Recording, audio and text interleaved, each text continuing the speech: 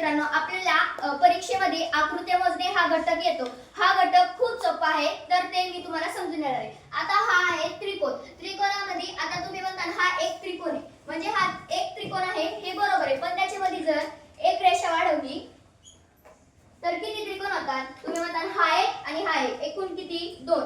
पण हा एक आणि हा मोठा धरून हे 3, एकूण टोटल 3 होतात. पण त्याचं सूत्र आहे 1 आधी आकडे टाकून घ्यायचे, 1 आणि 2. मग एकूण आकडे किती आहेत? 1 आणि 2. मग त्यांची आकड्यांची बेरीज 1 + 2 = 3. म्हणजे ह्या आकृतीमध्ये एकूण त्रिकोण आले 3.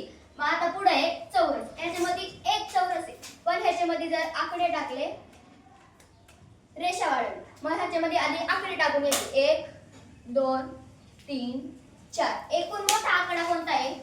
हा. मग 4. आपल्याला चौकोन मोजायचे म्हणून 4 हा मोठा आहे. 4 मोठा अंक आहे म्हणून गुणिले 2. 4 दुने 8. ह्याच्यामध्ये 8 चौकोन आहेत. मग आता नंतर ही. मग आता हा चौरस आहे.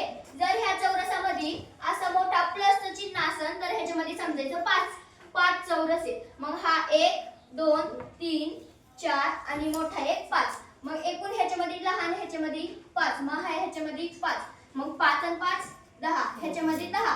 मग आता हा ह्याच्यामध्ये 1 2 3 4 नंतर 5 1 2 3 4. मग हा मोठा ह्याच्यामध्ये मोठा अंक कोणता आहे? 4. मग 4 गुणिले 2 8. आणि ह्याच्यामध्ये पण तसंच सेम 4 गुणिले 2 8.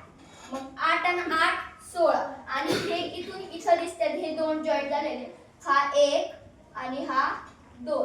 म्हणजे प्लस ह्याच्यामध्ये 2 ऍड करायचे. मग आले 18.